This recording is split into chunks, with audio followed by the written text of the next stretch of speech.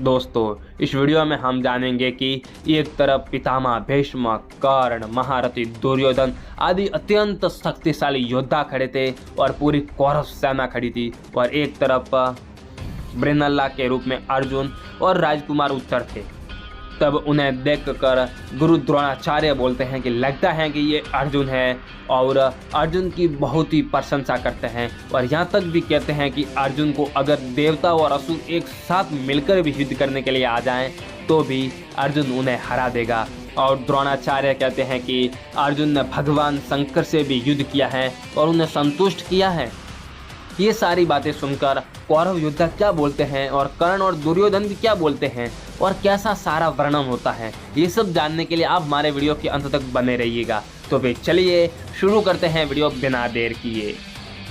वैशंपायन जी कहते हैं, राजन, नपुंसक वेश में रथ पर बैठे हुए नरश्रेष्ठ अर्जुन को, जो उत्तर को रथ पर बिठाकर शमी वृक्ष की ओर जा रहे थे, भीष्म, द्रोण आदि कौरव महारथियों ने देखा। यह देखकर अर्जुन की आशंका होने से वे सबके सब मन ही मन भयभीत हो उठे।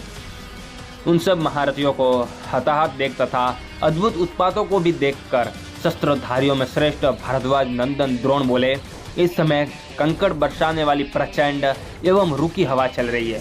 राख के समान रंग वाले अंधकार से आकाश आच्छादित हो रहा है। रुक्ष वर्ण वाले अद्भुत बादल भी दृष्टिगोचर हो रहे हैं। म्यानों से अनेक प्रकार के शस्त्र निकल रहे हैं। दिशाओं में आग सी लग रही है और इनमें से भयंकर गिदड़ियां चित्कार करती हैं। घोड़े आंसू बहाते हैं और रथों की ध्वजाएं बिना हिलाए ही हिल रही है।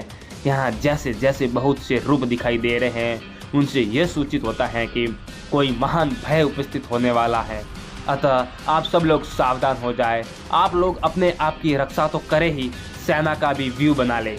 युद्ध में बहुत बड़ा नरसंहार होने वाला है, उसकी प्रतीक्षा करे और इस गोधन की भी रखवाली करते रहे। नपुंसक वेश में ये समस्त शस्त्रधारियों में श्रेष्ठ महान धनुर्धर अर्जुन ही आ गए हैं, इसमें संदेह नहीं है।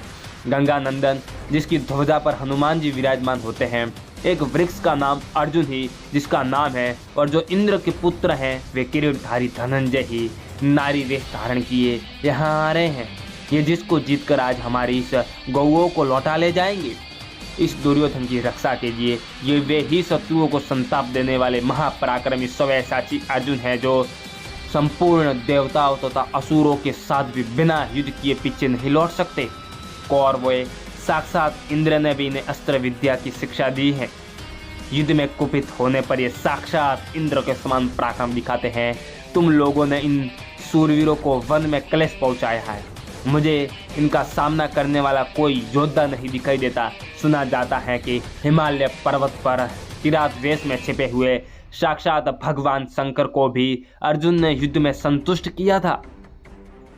महारथी कर्ण ने कहा, आचार्य, आप सदा हमारे सामने अर्जुन के गुणों की प्रशंसा करते रहते हैं, परंतु अर्जुन मेरी और दुर्योधन की 16वीं कला के बराबर भी नहीं है।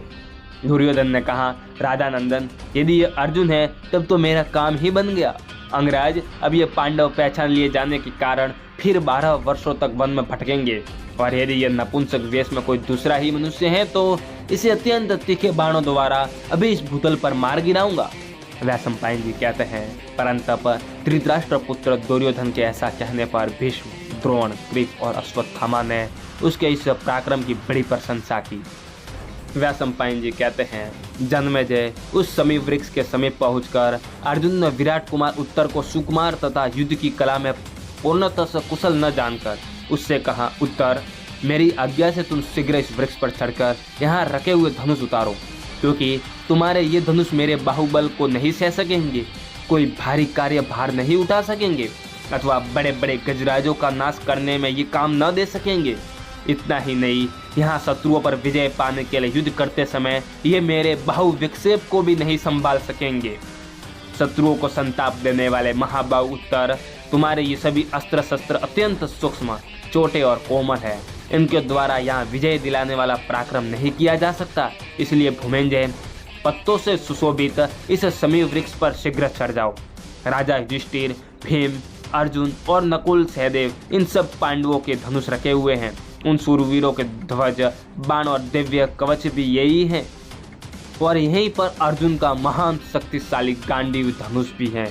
जो अकेला ही 1,00,000 धनुषों के समान है। ये राष्ट्र की वर्दी करने वाला, परिश्रम को सहने में समर्थ और ताड़ के समान अत्यंत विशाल है। संपूर्ण आयुधों में ये सबसे बड़ा है और शत्रुओं को विशेष पीड़ा देने वाला है। ये सोने को गलाकर बनाया गया है।